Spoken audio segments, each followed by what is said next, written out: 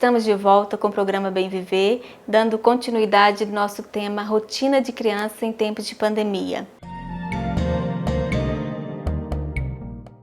Quando se fala em aprendizagem, é fundamental desenvolver a autonomia das crianças, mas aí tem que entender qual a maturidade da criança, até que ponto essa criança vai desenvolvendo aos poucos essa autonomia, porque a autonomia é um processo gradativo. Eu tenho um filho de 6 anos e ele é totalmente dependente do meu cuidado, do meu olhar, da minha escuta atenta em relação ao aprendizado dele. Quando se fala de um adolescente, aí é ter um olhar diferente, porque o adolescente já está preparado para ter sua própria autonomia, o seu jeito de estudar, sua individualidade. Então existem aí cenários diferentes para a gente ter um olhar atento. É uma criança menor, o pai vai direcionar. É uma adolescente, ele vai escolher o melhor lugar, o melhor jeito de estudar. A partir daí, a autonomia é gerada com resultados e auto-feedback. O auto-feedback, o que eu consegui melhorar, o que eu posso melhorar. Então esse auto-feedback você avalia pontos fortes e pontos de melhoria. Porque você elogiando o seu filho, o seu adolescente, com certeza terá mais sucesso. Por quê? Você vai mostrar que ele é capaz, mostrar que ele consegue entender a regra ali de estudar, de concluir uma tarefa. E aos pouquinhos você vai mostrando para a criança menor que ela pode e precisa da sua ajuda para escovar um dente, para tomar banho, mas aos pouquinhos você vai mostrando para ela que ela é capaz. A partir daí, ela vai gerando autonomia, vai criando suas próprias habilidades para desenvolver ali a tarefa e cada pessoa tem o seu jeito, cada pessoa tem seu tempo. Quando se fala em autonomia, muitos pais falam, faz rápido, conclui rápido, mas o tempo do pai é diferente do tempo da criança. O tempo para Denise, mãe, é diferente para o tempo do Bernardo, filho. Então, entender tempos diferentes, olhar sensível e escuta atenta. É muito importante para gerar um resultado produtivo lá na frente. No meu ponto de vista, eles são os dois. Educadores, porque a educação inicia antes da entrada na escola. E mediador, porque a criança precisa de uma mediação, de uma condução ali na rotina diária. Quando se fala em relação ao currículo escolar, uma metodologia da escola a ser seguida, o pai é mediador, porque ele está sendo orientado por um professor, a partir daí orientando o seu filho. Claro que anotando todas as dúvidas, tirando ali as dúvidas em relação àquele ano escolar, a idade da criança. Vamos dar um exemplo aqui em relação ao mediador pai. O mediador ele vai orientar e passar para o professor. Se a criança está no início da alfabetização, no período de 6 a 8 anos, ela pode ter alguns erros, como por exemplo, escrever o 3 do lado ao contrário. Até que ponto isso é normal? Então é considerável um erro construtivo no início da alfabetização. E sendo um pai ali que não tem um estudo, não tem um conhecimento acadêmico para entender que é um processo normal, dependendo da criança, dependendo do ritmo da criança, pode se tornar uma rotina frustrante estudar. Porque o pai às vezes passa esse olhar rápido, meu filho não sabe escrever, escreve direito ou fala direito. A partir daí, a criança fica com medo, a criança fica insegura. Então, por isso que no meu ponto de vista, em relação à aprendizagem, o pai é o mediador. Um pai que não tem um conhecimento de cada etapa ali da educação, do desenvolvimento da criança, para poder ajudar. A partir daí, essa mediação é feita com a escola. Então, por isso que é tão importante manter vivo esse vínculo escola, família e estudante. Por mais que temos ali a escola dentro de casa, no formato online, ou via WhatsApp, enfim, manter esse diálogo, tirar dúvida, mostrar para o professor o que seu filho está fazendo enquanto estudante. Claro que é um momento novo para todo mundo, criança dentro da sala de aula é de um jeito, criança dentro de casa é de outro jeito, então cada dia, pai, cuidador, você vai fazer essa autoanálise aí do dia. Como que o meu filho está? Que resultado que nós conseguimos hoje?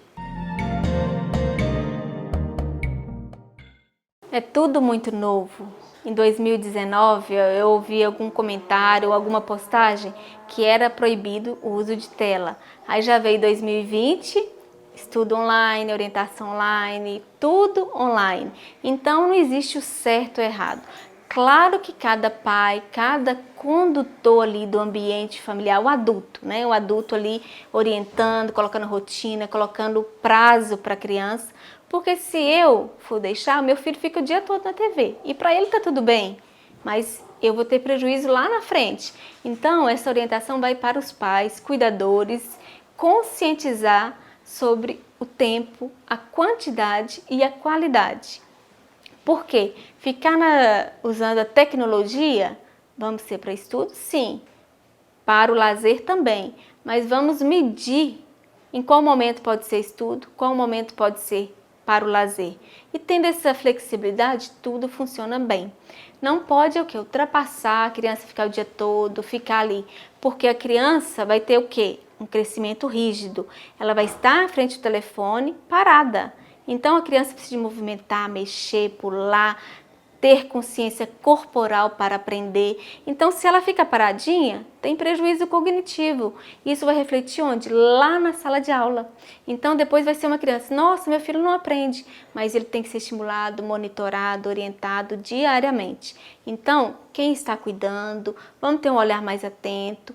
Tá cansativo para todo mundo, eu entendo, eu sou mãe, sou profissional, mas a partir dessa conscientização, o que eu quero de bom para o meu filho, para o meu adolescente?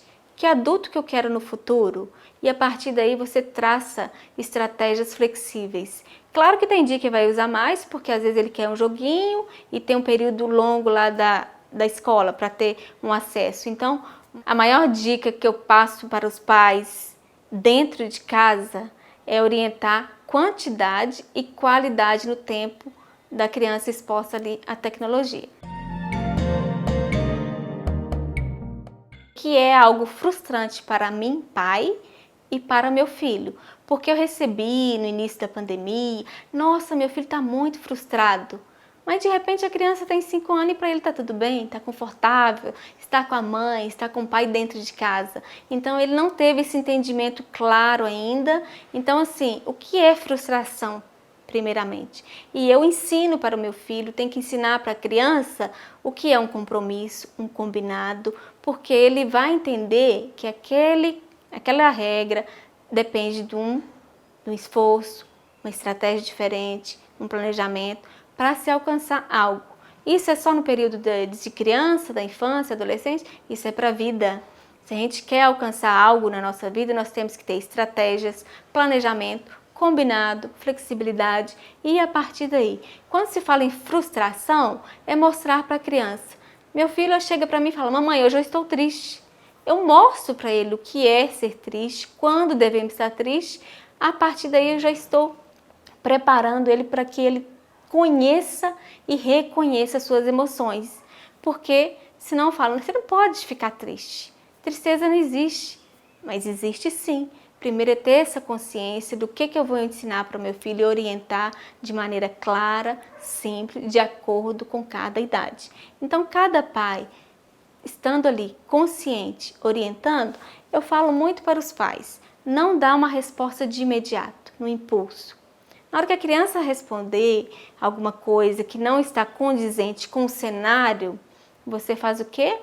Vai tomar água, respira e volta, responde para a criança. Quando ela perguntar algo que você fala, nossa, como que eu vou responder essa criança? Para não responder de maneira no impulso ali, de maneira errônea, você faz o quê? Vai lá, toma água e já volto, filho, vou te responder. E não deixar a criança também sem resposta. Você vai ter mais discernimento na sua resposta, mais direcionamento e mais conteúdo para informar para a criança. Porque a criança, vou fazer uma analogia, que é igual uma esponja. Você vai absorvendo, absorvendo, absorvendo. Então tem que ter clareza o que você fala. O seu corpo, o seu comportamento fala muito sobre a sua postura dentro de casa. E a criança está atenta. Por mais que você pense que ela está brincando, ela não está observando, mas em algum momento ela vai repetir ou comentar aquele comportamento que ela percebeu dentro de casa. Então, ter olhar atento, ter uma escuta atenta também é muito importante. Por mais hoje que o tempo, o mundo está acelerado, vamos parar com calma e ter uma resposta assertiva. Porque é tudo muito novo, tudo muito incerto, é um caos, é tantas incertezas que nós temos que às vezes o dia está nublado e a gente sente assim. E quando isso acontecer, eu vou ter um olhar diferente para essa situação. Eu vou mostrar para o meu filho como é bom eu estar com ele na hora do almoço, como é bom ele estar comigo organizando em equipe o ambiente familiar, como é bom montarmos um cardápio para o almoço. Por exemplo, o que nós vamos fazer de almoço hoje? A criança está inserida, ela cria imaginação, você observa o desenvolvimento dela. Que hora que nós vamos almoçar? Organizar a mesa. Filho, coloca a mesa para a mamãe, tira a mesa. Então você mostra para a criança o quanto ela é importante. E um dia com certeza ela vai lembrar. Lembra daquele tempo que nós ficamos em casa, no isolamento, dentro de casa? Aquele momento foi bom. Aquele momento foi saudável. Então temos que fazer isso com nossas crianças, temos que trazer coisas boas para nossas famílias, temos que construir momentos saudáveis, momentos serenos, por mais caos que esteja, vamos trazer o que? Resiliência e empatia cada dia mais. Com isso a gente fica mais forte, mais otimista e mais esperançoso para um mundo melhor. Você se programando, você vai ter uma previsibilidade do que você vai fazer durante a semana. O nosso cérebro é assim, ele aprende com o quê? Com o visual, ele está vendo ali, processando e te lembrando.